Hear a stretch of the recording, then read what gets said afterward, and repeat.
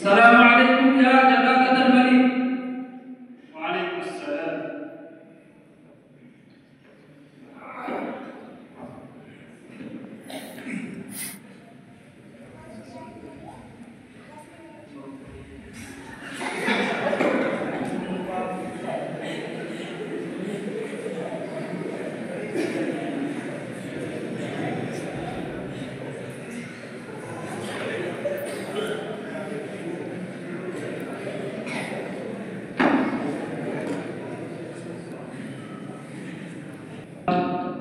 يريدون لقاءك أيها الملك. ومن أين هؤلاء؟ إنهم من الدول العربية المختلفة. ماذا يريدون؟ يريدون أن يتشرفوا بمجلسك أيها الملك. إذن لهم بالدخول. أمرك يا مولاي.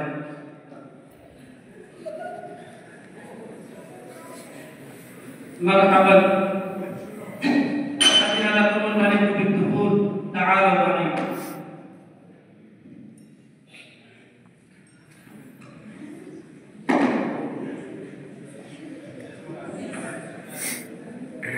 السلام عليكم يا جلالة الملك. وعليكم السلام. تفضلوا. السلام عليكم يا جلالة الملك. وعليكم السلام.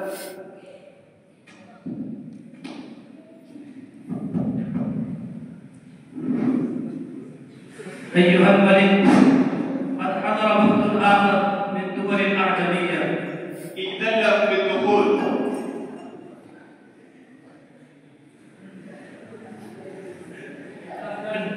قد سمح لكم الملك بالدخول. تفضلوا. السلام عليكم يا جلالة الملك. وعليكم السلام. تفضلوا.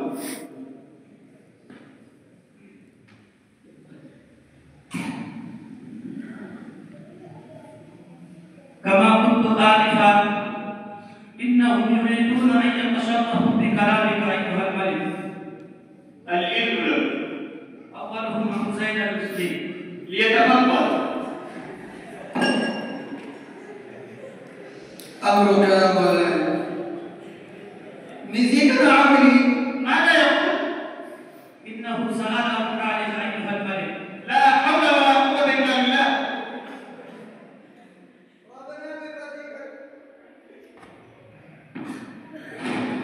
ربنا بخليقه ربنا ما يدري من شيء. وعجبا أي رب هذه وبماذا يتخطط الآن؟ إنه يقول: أرامك الله لنا، الله لا يحرمنا منه.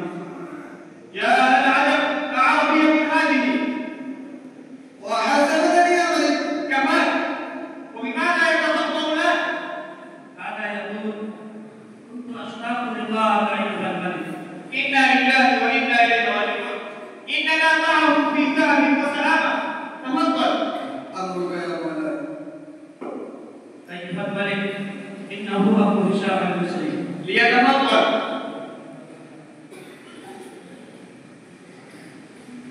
شيعان. ماذا يقصد هذا الرجل؟ إنه يسلم عليك أيها الملك. لا حول ولا قوة إلا بالله. نريد نعمل نريد تبشر. ما الذي تفضل به هذا الرجل الآن؟ إنه يسأل عن أحوال دولتك أيها الملك. كيف تستقيم أحوال دولتي وأمثال هؤلاء يستخدمون اللغة العربية؟ أمور قبائلية. كمان ما الذي يهدف به الآن؟ إنه يقول: إن أمور دولتك جيدة. لا حول ولا قوة إلا بالله. تفضل. أيها الملك، وإليك أخرجه الآن.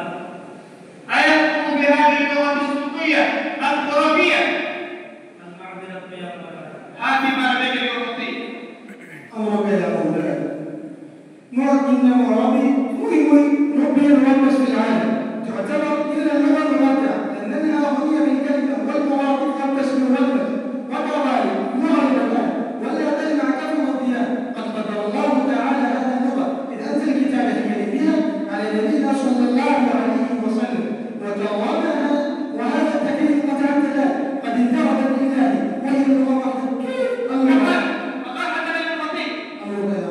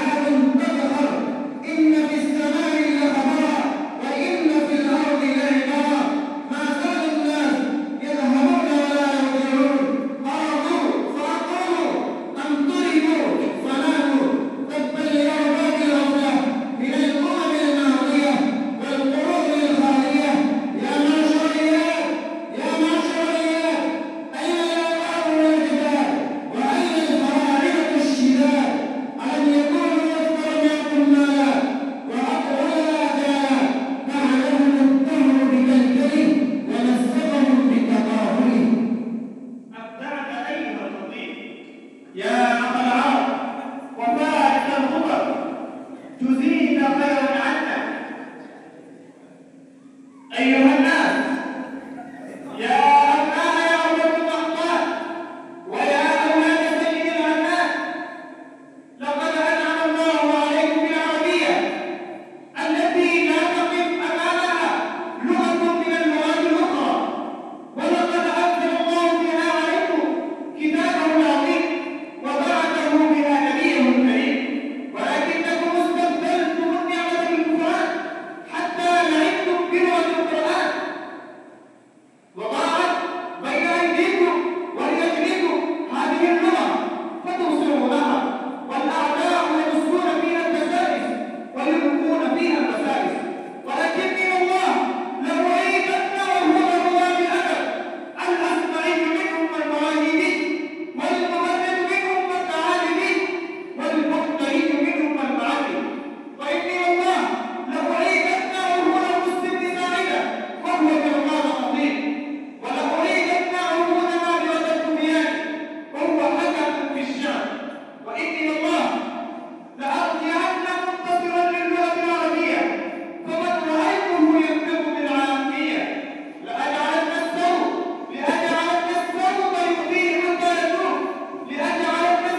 يؤذيه حتى يتوب، ولأصبن عليه العقاب حتى يعود، ولأجعلنه عبرة لمن يعتبر وعظة لمن يتبع. المعذرة يا أولاد، قد قصرنا في هذه اللغة، ومن الآن نعزم على نشر هذه اللغة العربية الفصحى. فلتكونوا على عهودكم يذكركم الانصراف. أمرك أولاد.